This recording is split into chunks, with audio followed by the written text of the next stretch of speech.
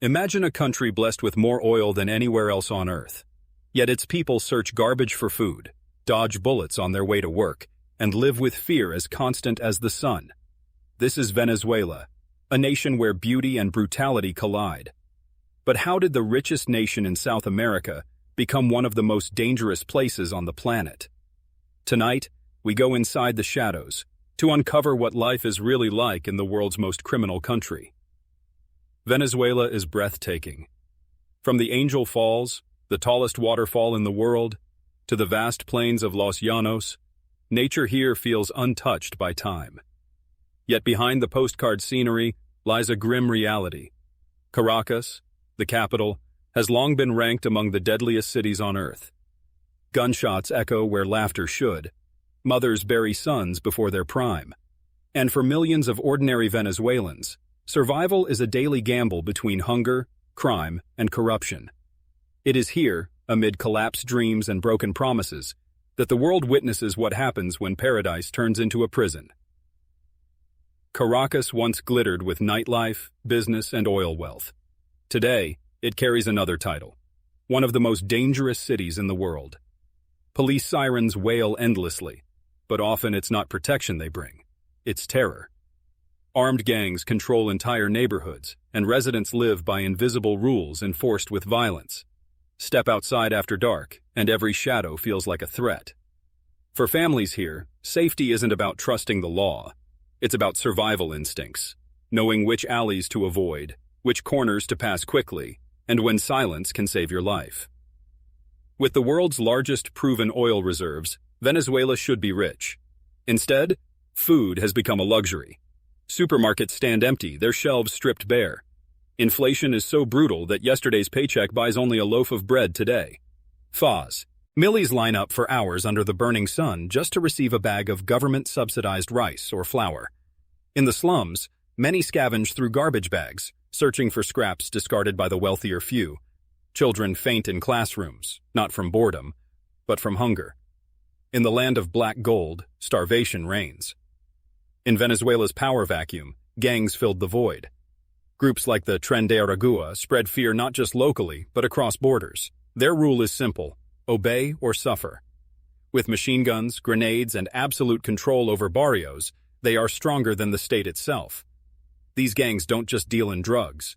They control extortion rackets, kidnappings, and smuggling.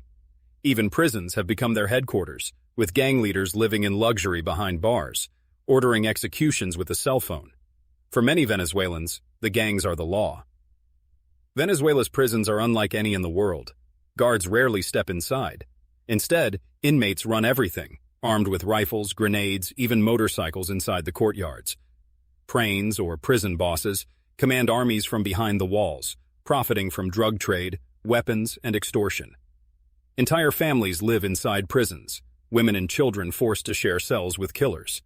Bloodshed is common, celebrations too. Music, drugs, and chaos blend into daily life.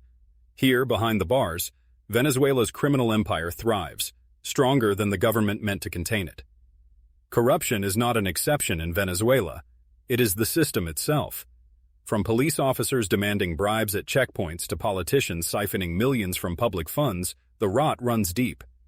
Ordinary citizens rarely turn to law enforcement because justice is bought and sold like any commodity. A stolen phone might never be investigated unless money changes hands. Murder cases vanish in dusty files. For those in power, crime is not something to fight. It's a business.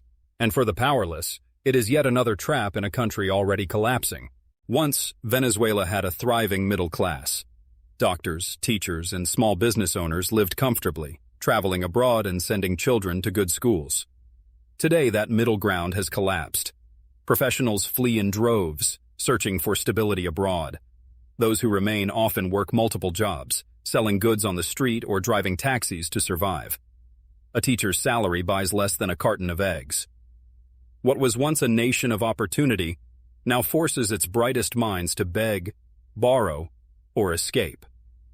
No group suffers more than Venezuela's children. Malnutrition has left an entire generation stunted in growth. Hospitals, stripped of medicine and supplies, turn away mothers with sick infants. School attendance has plummeted as kids abandon classrooms to help their families search for food or income. Many fall prey to gangs, lured by promises of money and respect. Childhood, in its innocence, has become a luxury in a country where survival is the only education that matters. Hospitals once filled with trained doctors and modern equipment now resemble war zones. Lights flicker out during surgeries as power grids fail. Families bring their own gauze, syringes, even fuel for generators. Cancer patients die waiting for treatments that no longer exist. Nurses earn so little that many prefer to work as street vendors instead. For Venezuelans, illness has become a death sentence, not because of disease itself, but because of a system that has completely collapsed. The Barrios, hillside slums rising over Caracas, are the heart of Venezuela's struggle. Shanty homes of brick and tin cling to steep cliffs, stacked one over another like unstable towers. Narrow stairways serve as streets. Electricity comes and goes. Water may not flow for weeks. Yet, despite poverty, life here never stops. Vendors sell empanadas on corners. Children play soccer with plastic bottles.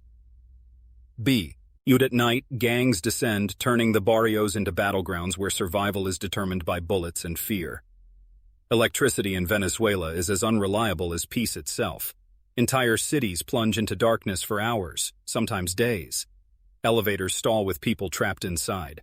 Refrigerators spoil what little food families have. Crime spikes when streetlights die, and fear takes over the night. These blackouts are more than inconvenience. They are symbols of a country collapsing under its own weight, a place where even light has become a luxury. Venezuela's greatest gift, oil, proved its greatest curse. For decades, oil money fueled lavish projects and political promises, but little was invested in long-term development. When global prices fell, the economy collapsed like a house of cards. Today, while oil rigs still dot the landscape, many stand rusting, abandoned, and looted. What should have been a blessing turned into a trap, chaining the nation's fate to a single resource and leaving millions to pay the price. Over 7 million Venezuelans have fled their homeland, creating one of the largest migrations in modern history. They walk across borders into Colombia, Brazil, and beyond, carrying little more than hope. Families sleep on sidewalks, mothers cradle infants as they beg for coins. Many risk dangerous jungle routes like the Darien Gap, facing hunger, predators, and armed groups. They are not chasing wealth. They are simply escaping collapse, chasing the chance to live with dignity. When formal markets collapse, the black market takes control. Dollars replace the local currency, sold quietly on street corners.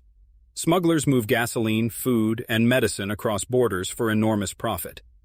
Corrupt officials look the other way, or take their cut. In neighborhoods, everyday survival depends on trading, flour for medicine, cigarettes for rice. It's a shai-seb, a Dow economy where everything has a price, and honesty rarely pays the bills. For Venezuelan women, the crisis is doubled. Many are left alone to raise families while men migrate for work, or vanish to gangs and violence. Desperation pushes some into sex work, not by choice, but by survival. Human traffickers prey on the vulnerable, luring women with promises of jobs abroad, only to trap them in exploitation. Yet, amid struggle, countless women become the backbone of resilience, feeding neighborhoods, protecting children, and leading grassroots survival networks. Church bells still ring in Venezuela, but faith here has become more than religion. It is survival. In barrios where police dare not enter, pastors and priests provide sanctuary. Families gather for prayer by candlelight during blackouts, asking for strength. Faith offers hope where politics have failed. For many, belief in God, saints, or ancestral spirits is the only shield against despair in a country that feels abandoned by the world. In Venezuela, the very forces sworn to protect are often predators themselves. Police set up illegal checkpoints, shaking down drivers for bribes. Soldiers smuggle food and gasoline across borders. High-ranking officials live in luxury while citizens starve. To refuse a bribe is to risk a beating, or worse. For ordinary Venezuelans, uniforms no longer symbolize justice or order. They symbolize fear, greed, and betrayal. The Venezuelan bolivar has become almost worthless, printed in stacks that can't even buy a meal. In its place, crime itself has become currency. Stolen goods are traded in markets, kidnappings serve as income, and bribes fuel every transaction. Even children adapt, selling candies on buses, polishing shoes, or joining gangs. In this upside-down economy, the line between survival and criminality disappears. When money means nothing, power and violence become the true currency.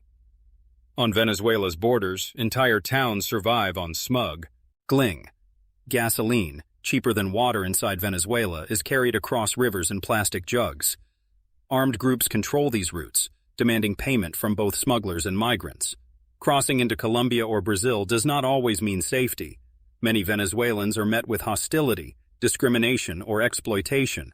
Yet the border remains a lifeline, a fragile doorway between collapse at home and uncertainty abroad. Behind every statistic lies a face. The mother selling her wedding ring to buy food. The child walking barefoot to school, carrying no books. The doctor forced to drive a taxi because hospitals no longer pay. These voices rarely reach the world's headlines, drowned out by political speeches and empty promises. Yet, they are the true story of Venezuela, a story of resilience, pain, and dignity in the face of relentless despair. Despite everything, hope survives in Venezuela. Musicians still fill plazas with song. Artists paint murals on crumbling walls. Neighbors share what little they have, proving that solidarity can outshine greed. Young people dream of rebuilding their nation, refusing to let corruption and violence write the final chapter. Venezuela is broken, but not defeated. In the ashes of despair, seeds of hope quietly grow, waiting for the day they can bloom again. Venezuela is more than headlines of crime and collapse. It is a nation of extraordinary beauty and people who refuse to surrender. But its story is also a warning to the world. When corruption, greed, and violence consume a country, paradise can become a prison. And yet, even in the darkest night, the human spirit searches for dawn. The question remains, will Venezuela rise again, or will it remain a land of broken promises?